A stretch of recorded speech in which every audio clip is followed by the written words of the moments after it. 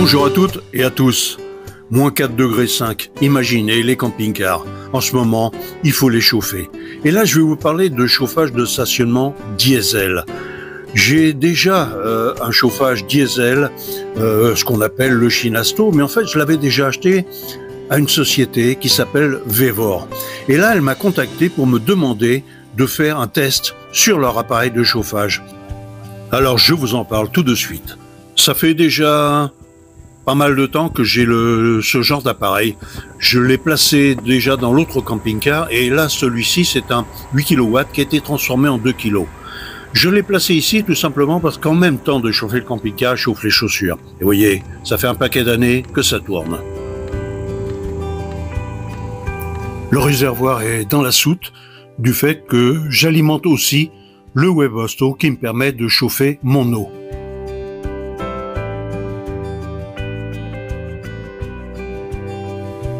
Alors comme je vous ai dit, ils m'ont proposé de tester leur appareil et je le recevais quelques semaines plus tard.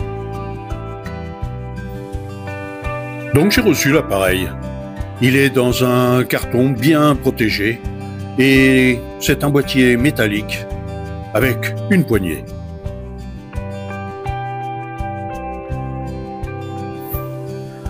Alors cet appareil, donc, il y a la bouche de sortie là qui est en façade avec le cadran, la télécommande. Sur l'autre côté, il y a un réservoir de 5 litres pour pouvoir mettre le gasoil. Et la puissance électrique réclamée est de 40 watts. C'est un 8 kW chauffant avec le carton, avec tous les accessoires. Et croyez-moi, il y a de quoi faire.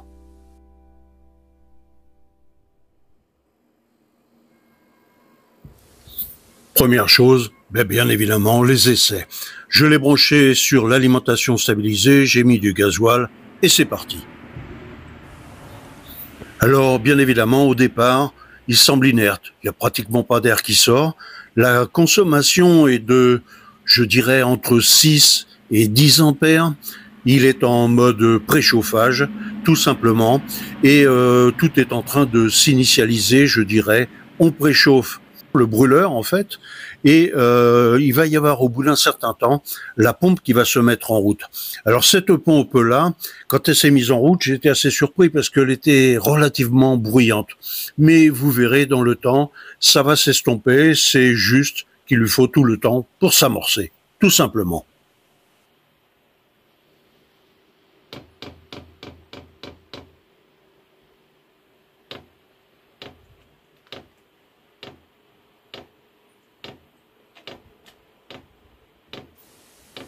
Je regarderai parce que, bien évidemment, je vais démonter cet appareil pour voir comment tout ça s'est placé à l'intérieur. La consommation, elle est toujours dans les entre 8 et 10 ampères, je dirais, consommation électrique.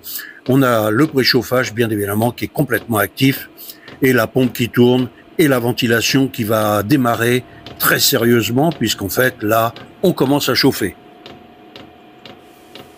Le fonctionnement de cet appareil est relativement simple. Il y a une bougie de préchauffage qui sert pour préchauffer le brûleur. On injecte petit à petit du gasoil, je dirais, et dès que le gasoil s'enflamme, à partir de ce moment-là, au bout d'un certain temps, la bougie de préchauffage s'éteint et l'autocombustion se fait directement. Ensuite, la variation du ventilateur est fonction de la température réclamée. Pour atteindre la température, la pompe va battre assez rapidement. Ça va mettre un certain temps, quelques minutes, ça dépend en fait bien évidemment de la température extérieure. Là, on a toujours une consommation donc entre 7 et 10 ampères et petit à petit, le ventilateur va augmenter. Tout tourne de plus en plus fort, je dirais, jusqu'à l'obtention de la bonne température, où là, tout va réguler. Je mets la main, vous voyez, tout simplement, mais je la garde pas très longtemps parce que on a un air qui sort à peu près à 80-90 degrés. Vous voyez, maintenant, c'est en train de ralentir au niveau de la consommation électrique. On passe entre 2 et 4 ampères. Là, tout simplement, c'est parce que la bougie de préchauffage commence à s'estomper, quoi, je dirais. On n'a plus véritablement besoin de ça. Le corps de chauffe est chaud et l'inflammation, l'autocombustion est faite. Le ventilateur ici fait un peu de bruit. Enfin, c'est surtout la partie donc de l'admission en air.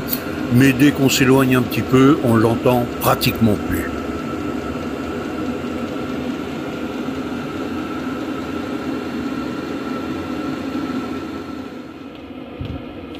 À présent, je relève la température. Là, j'utilise un thermomètre pour le corps humain et j'avais pas prêté attention, c'est qu'en fait, il va pas plus haut que 63 degrés. Mais en fait, on est dans les 90 degrés réellement. C'est une bonne température, croyez-moi, quand on met la main, c'est chaud. À présent, on est en régulation et vous voyez, je n'ai plus qu'une consommation de 0,67 ampères en consommation électrique. C'est la partie ventilation uniquement.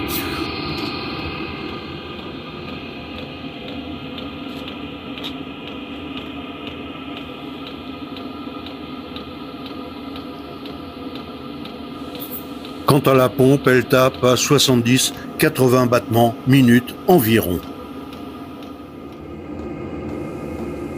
À présent, on est pratiquement en régulation et en consommation électrique, on est à 0,66, mais le constructeur donne beaucoup moins, entre 0,1 et 0,4. Je vais arrêter le chauffage, c'est bon pour la démonstration, mais vous allez voir que la consommation électrique à ce moment-là va augmenter.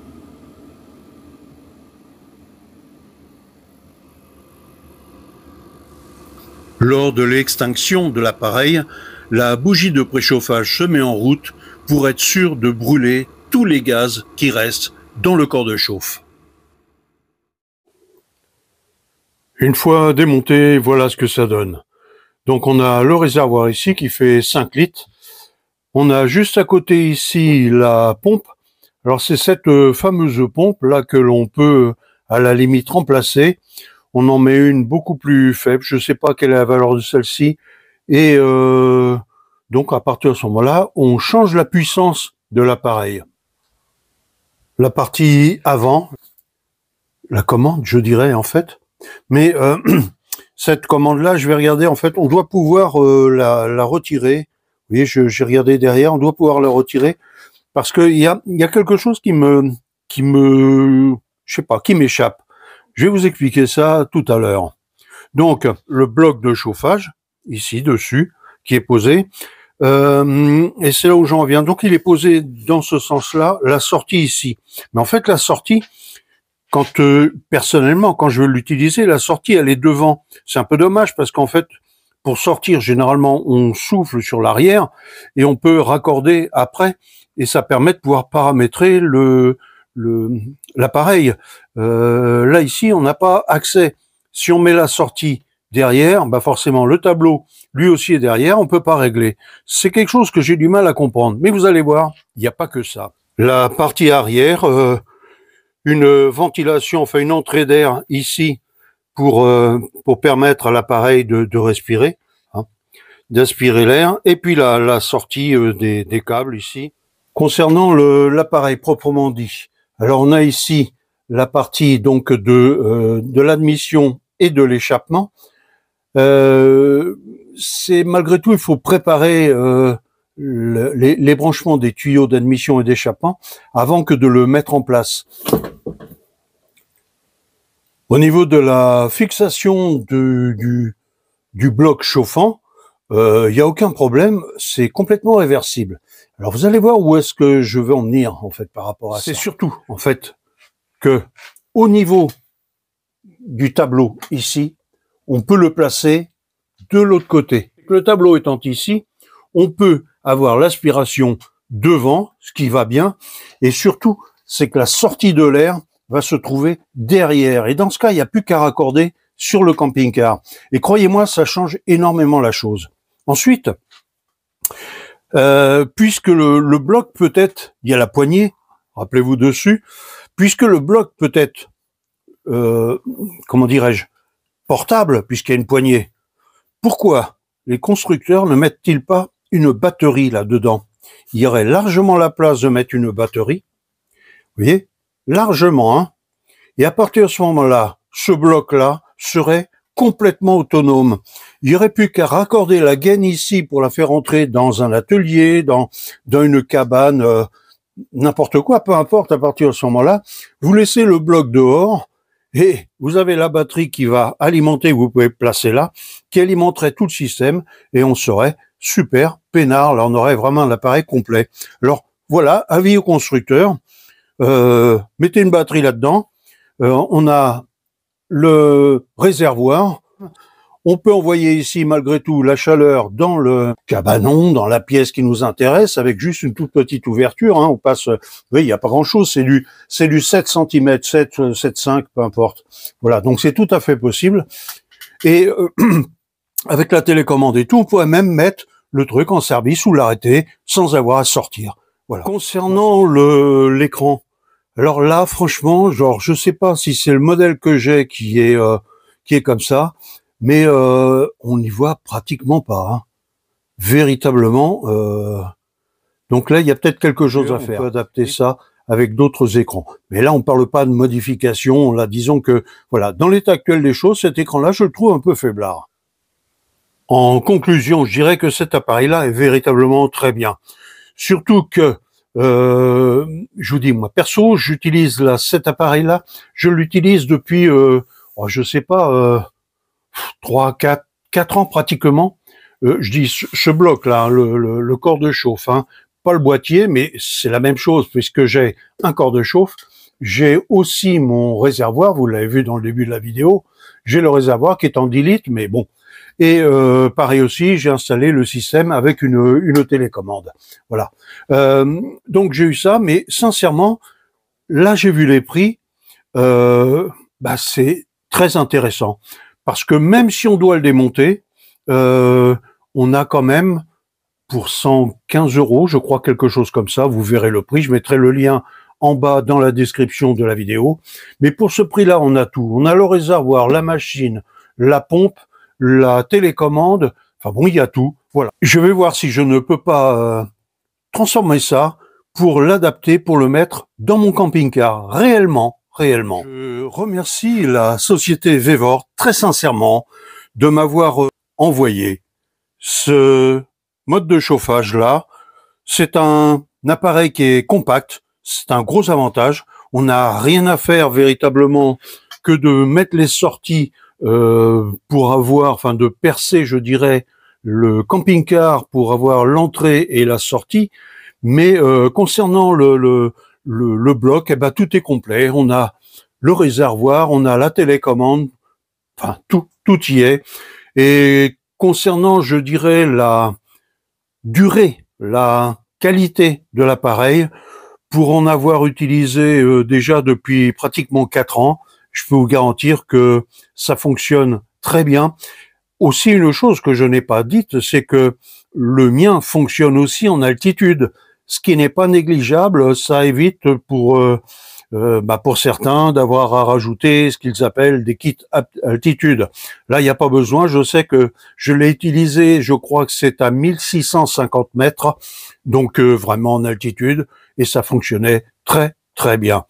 Voilà. Je remercie la société Vevor de m'avoir envoyé cet appareil, et puis je vous dis à très bientôt, et n'hésitez pas à me poser des questions sur cet appareil, je pourrais vous répondre.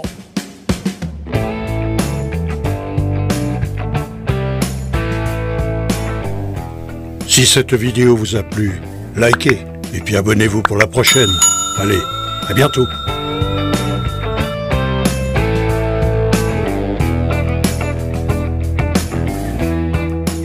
Attention les doigts.